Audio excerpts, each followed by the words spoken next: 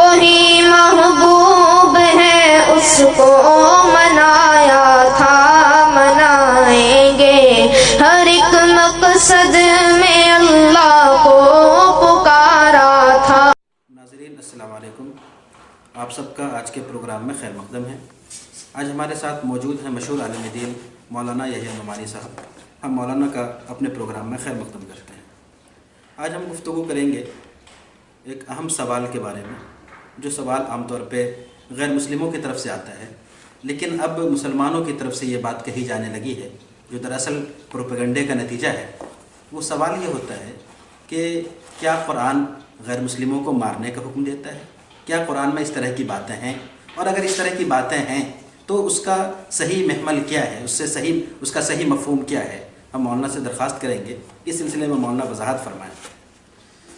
بسم اللہ الرحمن الرحیم۔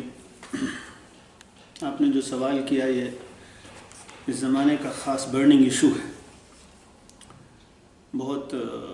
بڑے پیمانے پر پوری دنیا میں کچھ ویسٹڈ انٹرسٹ کے زیر اثر اسلام اور مسلمانوں کے بارے میں اور قرآن کے بارے میں یہ غلط فہمی پھیلائی گئی ہے، اور قرآن کے بعض ورسز کو آؤٹ آف کانٹیکسٹ کوٹ کیا گیا ہے، اور یہ بتایا گیا ہے کہ قرآن ان آیتوں میں تمام غیر مسلموں کو مارنے کا اور گویا اندھا دھند خونریزی کا مسلمانوں کو حکم دیتا ہے۔ ایک قرآن کی آیت ہے جس کو آؤٹ آف کانٹیکسٹ اور اس کے صحیح مطلب کو بگاڑ کر بتایا جاتا ہے کہ یہ حکم دیا گیا ہے کہ تمام شرک کرنے والوں کو اور غیر مسلموں کو جہاں ملے ان کو مارو، ان کو قتل کرو،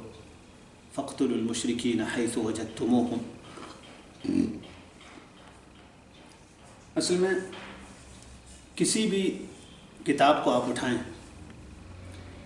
اور اس نیت کے ساتھ کہ اس کتاب کے لکھنے والے کو بدنام کرنا ہے اور اس کے بارے میں لوگوں میں غلط فہمی پیدا کرنی ہے، اس نیت کے ساتھ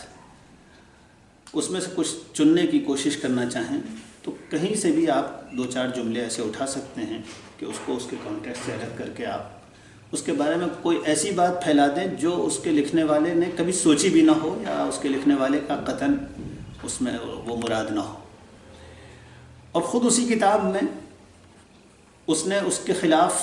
بہت صاف صاف تصریحات کی ہوں، بہت صاف صاف ایکسپلینیشنز موجود ہوں،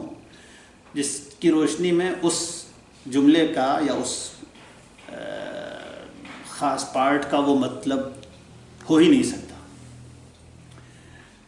یہ جو آیت ہے جو ابھی میں نے پڑھی، یا اس کے علاوہ اور اس طرح کی جو آیتیں ہیں،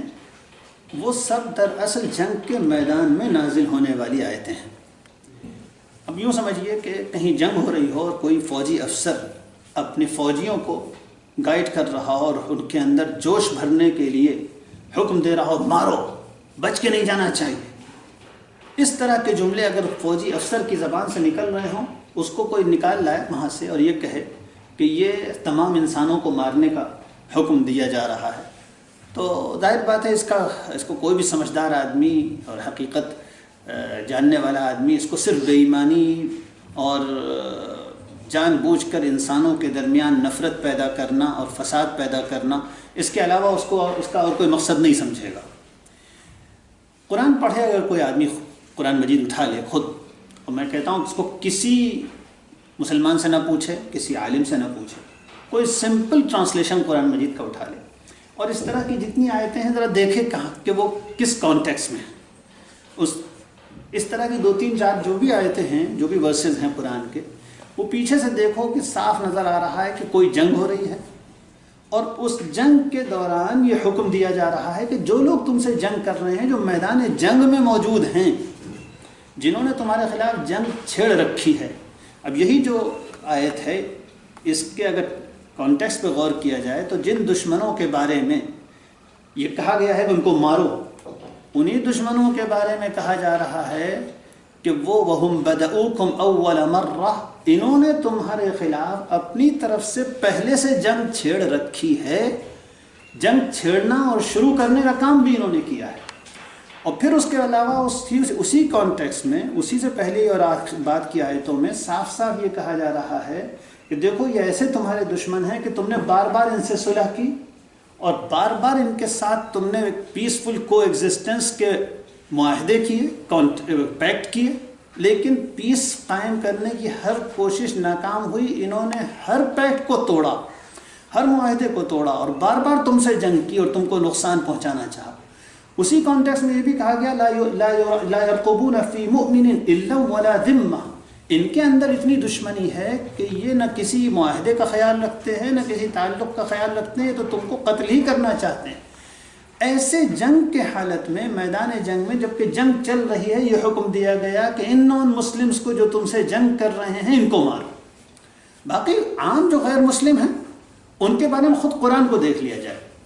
جس سے پتہ چل جائے گا کہ ان نان مسلمز کے یہ آیتیں کس سلسلے میں ہیں اور ان کا مطلب کیا ہے.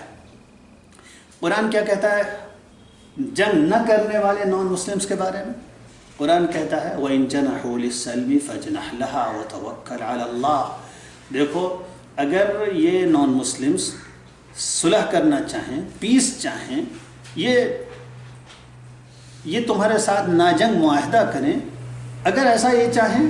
تو اے محمد تم بھی ان کے ساتھ ناجنگ معاہدہ کر لینا. وَتَوَكَّلْ عَلَى اللَّهِ، اور اللہ پر بھروسہ کر کے پھر اس پر قائم رہنا. اسی طریقے سے قرآن نے اور خود محمد صلی اللہ علیہ وسلم نے وہ نان مسلمز جو مسلمانوں کے ساتھ پیس کے ساتھ رہتے ہیں، مثلا کوئی نان مسلم اسٹیٹ ہے، اس کا اسلامک اسٹیٹ کے ساتھ، مسلم اسٹیٹ کے ساتھ پیس کا معاہدہ ہے، ناجنگ معاہدہ ہے، ان کے بارے میں. یا جیسے ہم ہندوستان میں رہتے ہیں یا آج کل کی نیشن اسٹیٹس کے زمانے میں جتنے کو سٹیزنس ہیں، ساتھ میں رہنے والے شہری ہیں، اس طرح کے لوگوں کے بارے میں محمد صلی اللہ علیہ وسلم کا حکم کیا ہے. ان کا حکم یہ ہے کہ جو لوگ کسی کو سٹیزن کو یا کسی پیس کا پیکٹ کرنے والی اسٹیٹ کے سٹیزنز کو نقصان پہنچاتے ہیں، قیامت کے دن وہ اللہ کے ہاں غدار اور معاہدہ توڑنے والے اور جہنم میں لے جانے والے گناہ کے ذمہ دار قرار دیے جائیں گے، اور ان کو ذلیل کرنے کے لیے ان کی پیٹھ پر غداری اور دھوکے کا جھنڈا لگا دیا جائے گا. یہ حدیث کے الفاظ ہیں. کئی حدیثوں میں محمد صلی اللہ علیہ وسلم نے یہ بات کہی ہے. ایک حدیث کے الفاظ ہیں من قتل معاہدا لم یرح رائحۃ الجنہ. کسی نے کسی ایسے مسلمان کو جس کے ساتھ جنگ نہیں ہے، کسی ایسے نان مسلم کو جس کے ساتھ جنگ نہیں ہے، جنگ کا میدان نہیں ہے، اعلانیہ جنگ نہیں ہو رہی ہے، بلکہ اس کے ساتھ معاہدہ ہے، کو سٹیزن ہے، کوئی مثلا ہندوستان میں رہنے والے مسلمان ہیں، نان مسلم سے، یہ سب کو سٹیزنس ہیں، ہم ایک نیشن میں کے نیچے رہنے والے لوگ ہیں، یہ ہمارے کو سٹیزنس ہیں. اس طرح کے لوگوں کے بارے میں، یا کوئی مسلمان مثلا ویزا لے کر انگلینڈ جاتا ہے، کوئی مسلمان امریکہ جاتا ہے ویزا لے کر، اس طرح کی سچویشنز کے بارے میں حضور صلی اللہ علیہ وسلم نے کہا من قتل معاہدا لم یرح رائحۃ الجنہ. اگر کسی مسلمان نے کسی ایسے نان مسلم کو قتل کر دیا تو جنت کی، سورگ کی خوشبو بھی اس کو نہیں ملے گی. تو یہ تو اتنا بڑا جرم ہے، کسی عام نان مسلم کو جس سے جنگ نہ ہو اس کو قتل کرنا تو دور کی بات ہے، اس کے بال کو بھی نقصان پہنچانا، اس کے مال کو تھوڑا سا نقصان پہنچانا، یہ جنت سے محروم کر دینے والا جرم ہے. قرآن میں آتا ہے، قرآن میں صاف صاف کہا گیا من قتل نفسا بغیر نفس او فساد فی الارض فکأنما قتل الناس جميعا. کسی شخص نے اگر کسی کی جان لی irrespective of being a مسلم اور نان مسلم، بالکل اس سے قطع نظر کہ وہ مسلمان ہے یا نان مسلم ہے، اگر کسی نے کسی کی جان لی بغیر اس کے کہ اس نے کوئی ایسا جرم کیا ہو جس کی قانون میں سزا قتل ہے، اگر اس کے بغیر کسی نے کسی کی جان لے لی تو قرآن کہتا ہے اس کا گناہ اتنا بڑا ہے جیسے اس نے ساری انسانیت کو قتل کر دیا. تو ان دوسری صراحتوں اور بالکل جو قرآن میں صاف صاف باتیں کہی گئی ہیں اس کو اور اس کے ساتھ ملا کر دیکھا جائے تو صاف صاف معلوم ہوتا ہے کہ یہ تو صرف جنگ کے میدان کی بات تھی، ورنہ عام نان مسلمز کے ساتھ تو بالکل برابری کے درجے کا بھائی چارہ، محبت، انسانیت کا احترام اور اس کے درد کو اپنا درد سمجھنے کی تعلیم دی گئی ہے. اس درجے غیر مسلم کے درد کو اپنا درد سمجھنے کی تعلیم دی گئی ہے کہ محمد صلی اللہ علیہ وسلم کی حدیث میں آتا ہے کہ اگر کوئی شخص پیٹ بھر کے سو گیا اور اس کو معلوم ہے کہ اس کا پڑوسی بھوکا ہے تو ایسا شخص مسلمان نہیں ہے۔ اس کی شرح میں بہت سے مسلم اسکالرز نے لکھا ہے کہ یہاں پڑوسی کہا گیا ہے، اور پڑوسی مسلم بھی ہو سکتا ہے اور نان مسلم بھی ہو سکتا ہے۔ تو اگر نان مسلم بھی پڑوسی ہے اور وہ بھوکا ہے اور اس کی بھوک مجھے معلوم ہے اور میں اپنا پیٹ بھر کے سو گیا اور میں نے اس کی بھوک کی فکر نہیں کی، تو یہ اتنا بڑا گناہ ہے کہ محمد صلی اللہ علیہ وسلم پھر کہتے ہیں کہ اس آدمی کا اسلام سچا دین اور سچا دھرم نہیں ہے۔ مولانا چند سالوں پہلے BHP کی طرف سے باضابطہ ایسی 24 آیتوں کو قرآن سے نکال کے اور اس کے کانٹیکسٹ ہٹا کے پیش کیا گیا تھا کہ یہ آیتیں ہیں، اس میں جنگ کی بات کہی گئی ہے، لڑائی کی بات کہی گئی ہے۔ ظاہر سی بات ہے وہ جو کر رہے ہیں ہماری طرف سے، مسلمانوں کی طرف سے، ہمارے اداروں کی طرف سے ان آیتوں کی صحیح وضاحت مختلف مقامی زبانوں میں، ریجنل لینگویج میں اس طرح ہونا چاہیے کہ یہ غلط فہمیاں دور ہوں۔ اس سلسلے میں آپ کیا کہتے ہیں؟ یقیناً پروپیگنڈا یہی ایک مسئلہ نہیں ہے یہ 24 آیتوں کا، بہت سے ایشوز ہیں اور اسلام کے خلاف پروپیگنڈا اس وقت کا بہت بڑا مسئلہ ہے، اور خالی مسلمانوں کے لیے مسئلہ نہیں ہے، یہ مسئلہ نان مسلمز کے لیے بھی ہے، اور تمام دنیا کی اچھی حکومتیں جو سنجیدہ ہیں اس طرح کے مسائل میں، وہ ایک حد تک خود بھی اس کو محسوس کر رہی ہیں اور اس کے خلاف کچھ نہ کچھ کرنا چاہتی ہیں۔ مسلمانوں کو کا بھی فرض بنتا ہے کہ وہ اس طرح کی چیزوں کی وضاحت کرے، اور کچھ نہ کچھ کام ہوا بھی ان آیتوں ہی کے سلسلے میں۔ بہت سے لوگوں نے، کئی لوگوں نے کچھ چھوٹے چھوٹے پمفلٹس لکھے، لوگوں نے مضامین لکھے اور وہ اخبارات میں شائع بھی ہوئے، مگر یہاں ایک بہت بڑا مسئلہ ہے ہندوستان میں خاص طور پر کہ جہاں مسلمانوں سے اس سلسلے میں کمی ہوتی ہے، ہم کوشش کم کرتے ہیں اپنے غیر مسلم بھائیوں تک پہنچنے، اور ایک کھلے ماحول میں اوپن سیشنز کے طور پر گویا ان کے ساتھ گفتگو کریں، اور یہ کوئی فارمل صرف گفتگو نہ ہو، انفارمل قسم کی گفتگو بھی ہو۔ مثلا ہم اسٹیشن پہ بیٹھے ہوئے ہیں، کوئی پڑھا لکھا غیر مسلم ہمیں ملے، اس سے سلام دعا کریں، کچھ بات چیت کریں، اور اس میں تذکرہ نکل آئے تو اسلام کی صحیح تصویر پیش کریں۔ ہم ایئرپورٹس پہ ہوں، خاص طور پر مسلمانوں کا جو دانشور طبقہ ہے، جو جدید تعلیم یافتہ طبقہ ہے ہمارا، وہ جاب پلیسز پر، یونیورسٹیز میں، کالجز میں ان ایشوز کو گفتگو میں لائے اور اس پہ باتیں کیا کریں، علماء سے اس کے بارے میں صحیح معلومات لیں اور غیر مسلموں تک پہنچائیں۔ مسلمانوں کو اس سلسلے میں جتنی کوششیں ہو رہی ہیں اس سے اور بہت زیادہ کوششیں کرنے کی ضرورت ہے، لیکن کاش میری یہ بات ہمارے ہندو اور دوسرے غیر مسلم بھائیوں تک بھی پہنچے۔ اس سلسلے میں مسلمانوں سے بھی کوتاہی ہوتی ہے اور ہمارے غیر مسلم بھائیوں سے بھی کوتاہی۔ عام طور پر ہمارے غیر مسلم، میرا جب بھی واسطہ ہوا تو غیر مسلم بھائی یہ کہتے ہیں کہ ہمارا دل یہ کہتا تھا کہ یہ پروپیگنڈا صحیح نہیں ہے، دل یہ کہتا تھا۔